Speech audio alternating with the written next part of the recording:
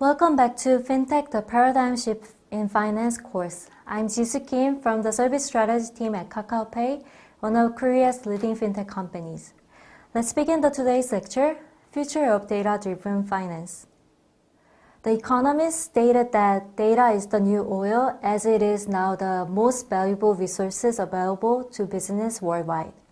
A company with better access to the data is equal to having a full ingredients to build better services. In this lecture, we will explore how fintech industry is changing under this data economy. Let's begin. Four drivers are further accelerating changes in the financial industry. The first driver is of competitive pressure. There is heated competition in the market due to the entry of new players such as big techs and non-financial platform providers. At the same time, the expectation level of the customer is very high. With the rise of digital natives and the younger generation accustomed to the digital economy, seeking for customized financial services is becoming a new normal.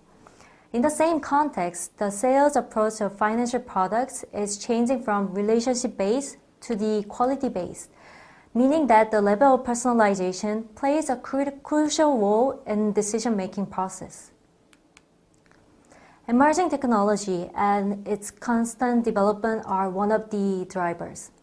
A company's ability to use and apply data is now minimum requirement as the application of data technology is expanding really fast. Simultaneously, the regulation is also changing rapidly to reflect technological development as it is now shifting toward the openness. Financial regulation in several countries are in review to support more data sharing and utilizing while guaranteed privacy. So we will cover more details on this driver in the next slide. Most markets are moving toward an open data environment by introducing related policies and regulations. China categorized personal information into general and sensitive and relaxed requirements on user consent. In the 13th five-year plan, China addressed big data as a strategic industry of the country. Europe defined anonymized data with recital of GDPR, which is General Data Protection Regulation, citing that no user consent and protection is required for anonymous data. Similarly, the US also relaxed requirements on user consent for using personal information. Same trends applied. Japan defined unidentifiable information with amendment to the protection of personal information. South Korea recently passed amendment to three primary data privacy law, which are PIPA and Network Act and Credit Information Act. Details are varied by countries, yet the changes are made to purchase better use of data. Now, let's take a look at how these changes can shape the business with an example. In Korea, the amendment of data privacy law brought a new business model called MyData. As this model ensures that an individual customer has the right to their information, ensuring data sovereignty. Therefore, the customer can request to provide his data in financial institutions such as bank or insurance to a firm licensed for MyData business. Financial institutions and fintech have to open up the customer's data through open API upon the request. By doing so, MyData firm aggregates customer data and delivers value-added services. Before MyData business, fintechs were providing personal financial information with screen scraping technologies.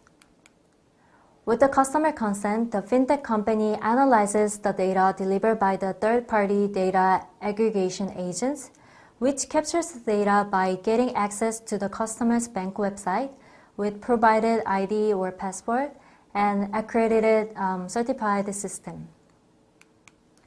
However, MyData business would directly connect the API with either financial institutions or intermediary institution officially selected by FSC in Korea. In this way, my data companies will receive more precise, comprehensive data and provide easy-to-use services compared to the before.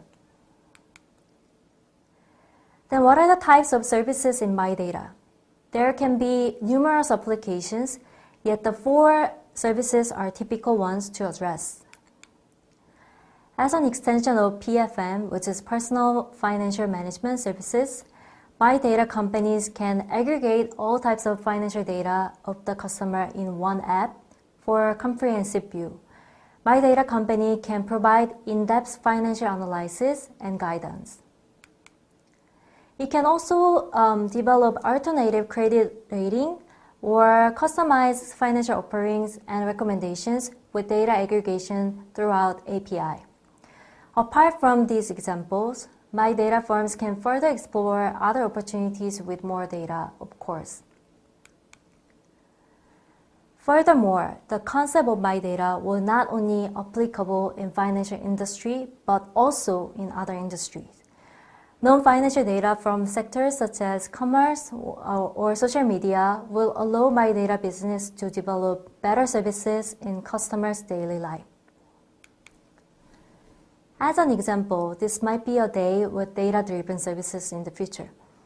A customer will notice the total outstanding balance from the AI assistant to start the day. He might then check out the personalized offering and community financing and go through a simple purchase process with a chatbot. Not only financial advice, but he might also receive lifestyle suggestions throughout the day. Also, he will receive in advance coupons through purchase prediction during the day. To end his day, he will check the comprehensive financial report and pre-alert based on the behavior predictions. So, in summary, the open data environment will fasten data-driven services in our everyday life. These services will better aim to fulfill customer needs with 4 key characteristics discussed in the other section. Now, it is the end of the lecture. So far, we have discussed various topics related to fintech, including introduction, key features, regulation, and data. Although we covered those topics generally due to the time constraint, I hope you found this lecture useful to get overall understanding of fintech. Thanks for watching today.